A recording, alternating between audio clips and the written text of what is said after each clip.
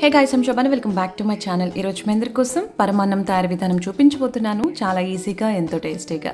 ఇది ప్రిపేర్ చేయడం చాలా సులువు.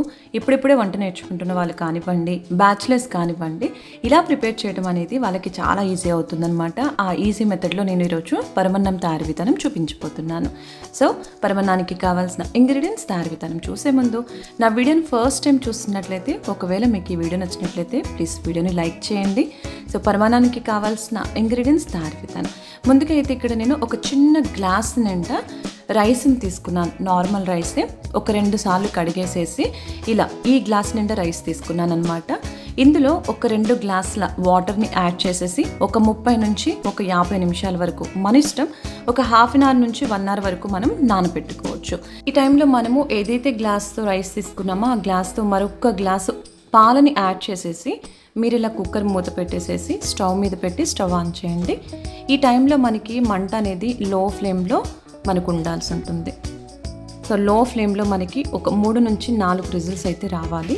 హై ఫ్లేమ్లో పెట్టినట్లయితే ఆ ప్రెషర్కి ఆ పాలు కానివ్వండి, నీళ్ళు కానివ్వండి బయటకి ఎక్కువగా వస్తూ ఉంటాయి. అందుకే లో ఫ్లేమ్లో కుక్ చేసుకోండి. రైస్ కూడా చక్కగా కుక్ అవుతుంది. ఇక్కడైతే నాకు 4 విజిల్స్ వచ్చాక స్టవ్ ఆఫ్ చేస్తున్నాను. సో స్టవ్ ఆఫ్ చేసిన తర్వాత లోపల ఉన్న ప్రెషర్ మొత్తం పోయి కుక్కర్ చల్లగా అయ్యే వరకు వెయిట్ చేయాలి. చల్లగా అయిపోయిన తర్వాత ఒక్కసారి ఇలా మూత తీసేసి, రైస్ మనకి మెత్తగా కుక్ అయిపోయింది. మరొక్కసారి మీరు ఇలా గరిటెతో మెత్తగా ఎనిపేసేయండి అన్నాన్ని అనేది. పరమాన్నం మనకి ఎప్పుడు కూడా మెత్తగా ఉంటేనే బాగుంటుంది. పలుకులు గింజలు తగులుతూ ఉంటే బాగోదన్నమాట రైస్. ఇలా మెత్తగా ఎనిపిన తర్వాత ఏదైతే రైస్ తీసుకున్నామో గ్లాసు, దాంతో మరొక 3 గ్లాసుల వరకు మీరు పాలని యాడ్ చేయండి. ఈ పాలు కాచి చల్లార్చినవి అనమాట. ఈ పాలు వేసిన తర్వాత మరొక్కసారి ఇలా కలిపేసేసుకోండి.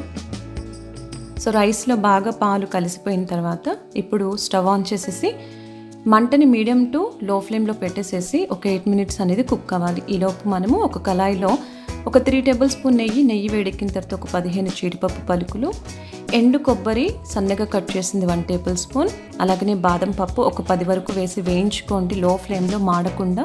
ఇలా వేగిన తర్వాత ఎండింగ్లో 10 నుంచి 15 కిస్మిస్ని కూడా వేసేసి సో మాడకుండా వేయించుకొని వీటిని మీరు ఒక గిన్నెలోకి సపరేట్గా తీసుకోండి. ఈ రకంగా. సో ఇక్కడ మనం పాలు పోసిన తర్వాత అన్నం అనేది మరొక 7 నుంచి 8 నిమిషాలు అయితే మనకి కుక్ అయిపోయింది. మీరు చూసుకోండి, పాలన్నీ కూడా రైస్లోకి ఇనికిపోతాయన్నమాట. ఇలా దగ్గరగా వచ్చిన తర్వాత మరొక్కసారి ఇలా కలుపుకోండి. అండ్ మధ్యలో కలుపుతూ ఉండండి ఆ 8 నిమిషాలలో కూడా.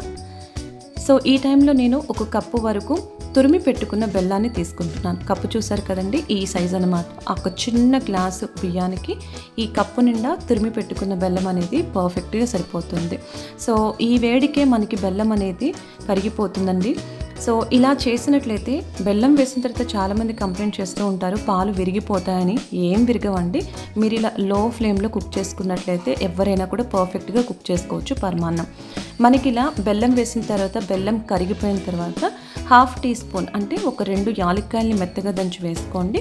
అలాగనే ముందుగా మనం వేయించి పెట్టుకున్న జీడిపప్పు, కిస్మిస్, బాదం పప్పు, ఎండు కొబ్బరి వీటిని కూడా వేసేసి ఒక్కసారి కలిపేసేయండి. ఫైనల్గా ఇందాక జీడిపప్పు వేయించుకున్నప్పుడు నెయ్యి ఉంది కదా కళాయిలో, ఆ నెయ్యిని వేసేసేయండి. మీరు కావాలనుకుంటే ఇంకొక టేబుల్ స్పూన్ నెయ్యిని ఎక్స్ట్రా కూడా యాడ్ చేసుకోవచ్చు. సో ఇంతే అండి. ఇలా మనకి బెల్లం పూర్తిగా కరిగిపోయిన తర్వాత ఇప్పుడంతా లో ఫ్లేమ్లోనే మనకి కుక్ అవుతూ ఉంటుందన్నమాట. సో చూడండి, బెల్లం పూర్తిగా కరిగిపోయింది. స్టవ్ ఆఫ్ చేసేసి మూత పెట్టేసేయండి. ఇంకొంచెం ఏమన్నా ఉంటే ఆ వేడికే కరిగిపోతుందన్నమాట. సో అంతే అండి, మనం ఇట్లా సర్వ్ చేసేసుకోవడమే.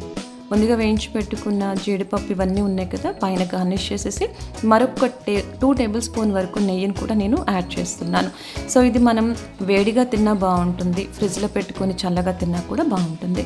ఒకవేళ పరమాన్నం మనకి మిగిలిపోయిందనుకోండి, ఫ్రిడ్జ్లో పెట్టేసుకున్నట్లయితే మనకి 3 రోజుల వరకు ఖరాబ్ అవ్వకుండా ఉంటుందన్నమాట. కావాలనుకుంటే అప్పుడు మీరు వేడి చేసుకోవచ్చు, లేదు చల్లగా తిన్నా కూడా బాగుంటుంది. ఇంతే అండి, ఇక్కడితో మనకి పరమాన్నం తయారీ విధానం అయిపోయింది. సో చాలా ఈజీ కదా. ఇది ప్రిపేర్ చేయడం ఎవరికన్నా కూడా చాలా సులభం అండి. ఇదంతా లో ఫ్లేమ్లో చేసినట్లయితే పరమాన్నం అనేది విరగకుండా పర్ఫెక్ట్గా వస్తుందన్నమాట. సో ఎలా అనిపించింది వీడియో?